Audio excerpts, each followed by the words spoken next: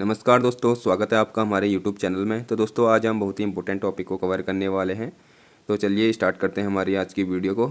तो दोस्तों आज हम इसमें डिस्कस करेंगे कि ईडब्ल्यूएस सर्टिफिकेट को किस प्रकार से बनाया जाता है। ठीक है, बहुत से बच्चों को इसकी प्रोसेस पता नहीं होती है और वो इस लाभ को लेने से वंचित रह जाते हैं। ठीक है, तो आपको पता ही होगा 103वां संविधान संशोधन के द्वारा ईडब्ल्यूएस को लाया गया। ठीक है, इसमें सामान्य जाति के जो अभ्यर्थी होते हैं उनको 10% का रिजर्वेशन मिलता है। ठीक है, जो आर्थिक रूप से कमज़ोर होते हैं। जैसे ईडब्ल्यूएस का फुल फॉर्म होता है इकोनॉमिकली वीकर सेक्शन, आर्थिक रूप से कमज़ोर वर्ग के अभ्यर्थियों को इसमें 10% का रिजर्वेशन दिया जाता है।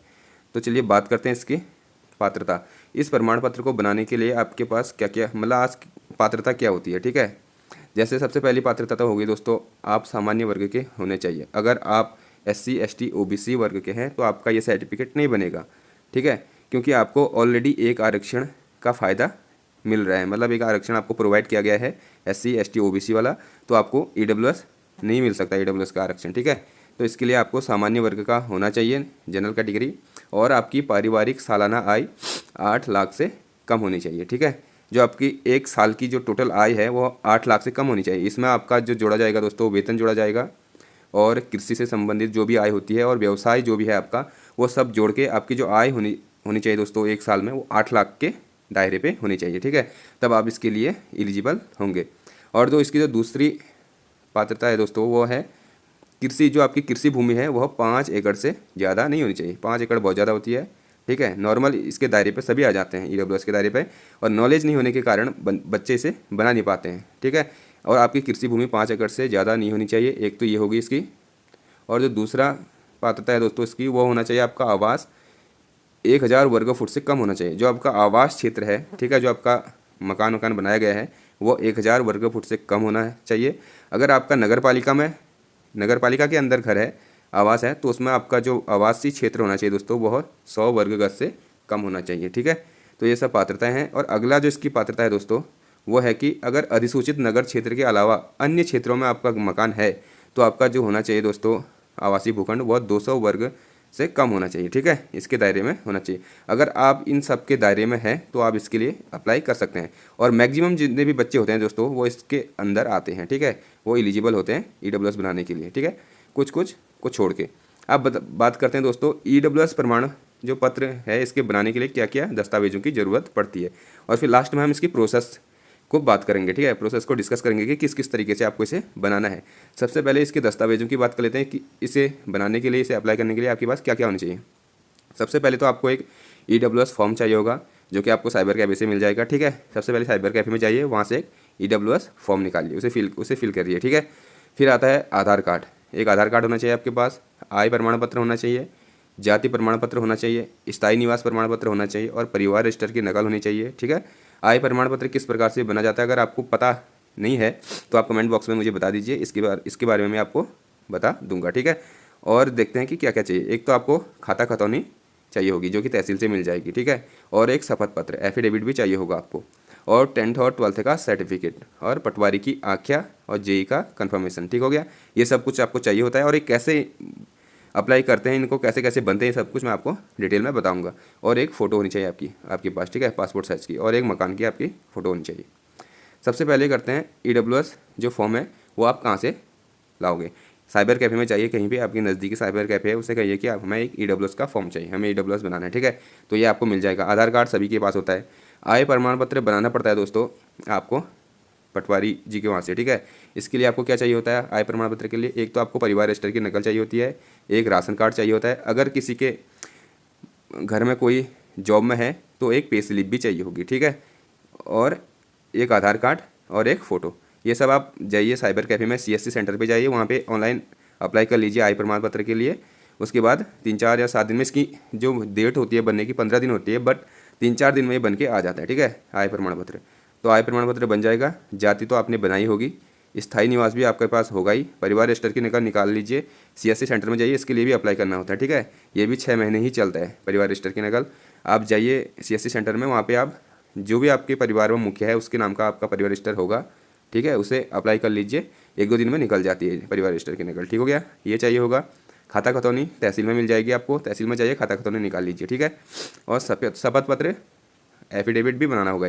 आप जहाँ पे आपकी तहसील है वहीं पे एफिडेविट भी बन जाता है। बहुत सारे होते हैं बनाने वाले, ठीक है, ब्लॉक में, तो वहाँ पे बन सकता है एफिडेविट। EWS के लिए एफिडेविट बना लीजिए, ठीक है। और कहीं कहीं पे ऑनलाइन भी बन जाता है, वही साइबर कैफे वाला भी बना के दे देता है, ठीक है। इतना आपके पास हो गया, 10th 12th का सर्टिफिकेट होगा और पटवारी जी की आख्या चाहिए, ठीक हो गया। पटवारी जी की आख्या चाहिए, आपको एक फॉर्म दे देगा। जब आप EWS का फॉर्म निकालेंगे वहाँ पे एक फॉर्म आएगा जिससे आपको पटवारी जी के पास लेके जाना होगा और उनसे उसे फिलअप कराना होगा, ठीक है। और वहाँ पे उनकी मुहर और साइन लग जाएंगे, जिसमें वो ये सब डिस्कस करेंगे कि आपकी जो भूमि है कम है, आपका मकान ये वगैरह, और आपकी आय कम है, मतलब आप उस दायरे में आ रहे हो, ये अपनी आख्या में वो लिख के दे देंगे, ठीक हो गया। और कहीं पर ऐसा होता है दोस्तों, जो पटवारी जी की आख्या से ही काम चल जाता है आपके मकान के बारे में, आपको जेई का कंफर्मेशन नहीं चाहिए होता है, बट कहीं पे जेई का चाहिए होता है। जैसे मैंने अपना EWS बनाया, तो मैंने जो हमारा बागेश्वर में है दोस्तों, वहाँ पे है कि पटवारी जी की आख्या से काम चल जाता है, ठीक है। अगर पटवारी जी आपको लिख के दे रहे हैं, वो आप पूरा गाँव से, ग्राम प्रधान से बात करके आपका वो मतलब बना देंगे कि इनका जो मकान है वो 1000 जो वर्ग फुट है उसके अंदर आता है, और ठीक है, और इनकी भूमि जो है वो 5 एकड़ से कम है, और इनका जो आय है सालाना वो 8 लाख से कम है, ये सब कुछ लिख के अपनी आख्या दे देते हैं, तो उससे हो जाता है। और कहीं पे जेई का कंफर्मेशन भी चाहिए होता है कि इन जेई का कंफर्मेशन किस लिए, क्योंकि आपका एक वो लगेगा, क्या, घर की फ़ोटो लगेगी वहाँ पे, जेई जो होंगे ब्लॉक में जाना, ब्लॉक में बहुत सारे जेई बैठे रहते हैं, हो जाएगा, ठीक है। ये जेई कहाँ मिलेंगे, बहुत से बच्चों को ये डाउट रहता है, ब्लॉक में जाइए वहाँ मिल जाएंगे, ठीक हो गया। तो जेई आपको लिख के देता है कि आपका जो मकान है वो 1000 वर्ग फुट से कम में है, ठीक है। मकान के बारे में जो भी प्रोसेस होती है वो जेई लिख के देता है, ठीक है। और बाकी पटवारी की आख्या तो चाहिए ही होती है, ठीक हो गया। इतना कुछ आप कीजिए। अगर इतना कुछ कर लेते हैं, फिर जाइए साइबर कैफे में और ऑनलाइन फॉर्म भर लीजिए और इन सारे डॉक्यूमेंट को तहसील में जमा कर दीजिए, ठीक हो गया। वहाँ से तहसीलदार जी इसे पटवारी के पास दोबारा भेजेंगे ऑनलाइन, पटवारी जी इसे 1-2 दिन में सबमिट कर देते हैं। उसके बाद तहसीलदार जी अपने मुहर और साइन मारते हैं और आपका EWS बन जाता है। ज़्यादा दिक्कत नहीं आती है, कम से कम 10 दिन में तो मैक्सिमम बन ही जाता है आपका EWS, ठीक है। अगर 10 दिन में आपको 10% का रिजर्वेशन मिल रहा है तो इसे ज़रूर अप्लाई कीजिए, बहुत ही इंपॉर्टेंट है ये सामान्य वर्ग के बच्चों के लिए, ठीक है, जो 1-2 नंबर से रुक जाते हैं या, ठीक है, उनके लिए तो ये बहुत ही इंपॉर्टेंट है। और इसकी वैधता की बात करें तो दोस्तों, जो EWS सर्टिफिकेट है यह जारी होने की तारीख से 1 वित्तीय वर्ष तक वैध रहता है, उसके बाद आपको नया बनाना पड़ता है। वित्तीय वर्ष क्या होता है, 1 अप्रैल से 31 मार्च तक। अब 1 अप्रैल से 31 मार्च तक के बीच में आप इसे जब भी बना रहे हो ये वैलिड रहेगा अगले 31 मार्च तक, ठीक है। उसके बाद इसे आपको दोबारा बनाना पड़ेगा। इसकी वैधता ओनली 1 वित्तीय वर्ष की होती है, ठीक है। अब बात करते हैं EWS क्यों आवश्यक है। EWS इसलिए आवश्यक है दोस्तों क्योंकि इसमें 10% की आपको छूट मिलती है, ठीक हो गया।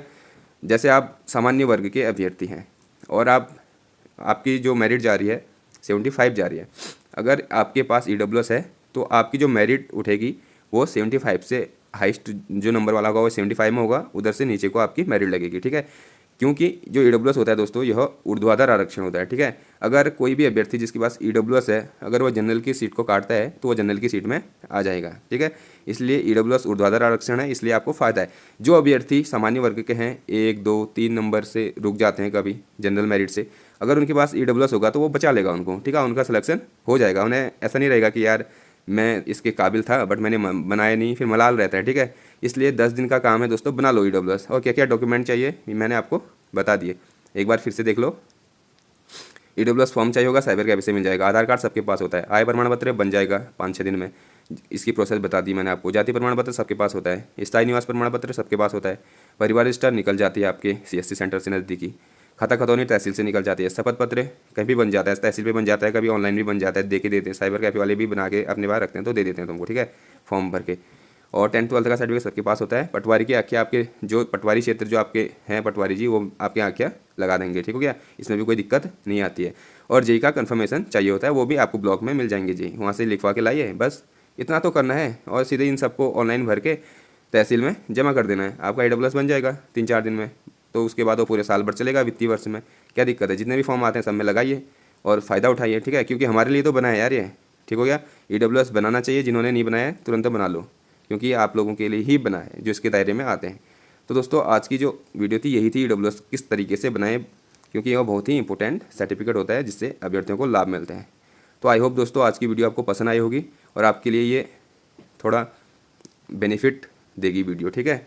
और वीडियो देखने के लिए थैंक यू दोस्तों। अगर वीडियो आपको अच्छी लगी तो इसे लाइक करें, सब्सक्राइब करें चैनल को और वीडियो को अपने दोस्तों तक शेयर करें।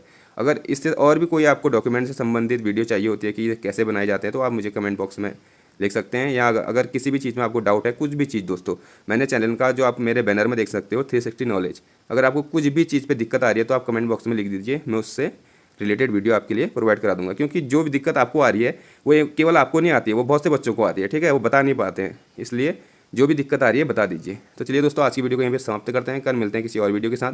तब तक अपना ख्याल रखना। Okay bye, take care.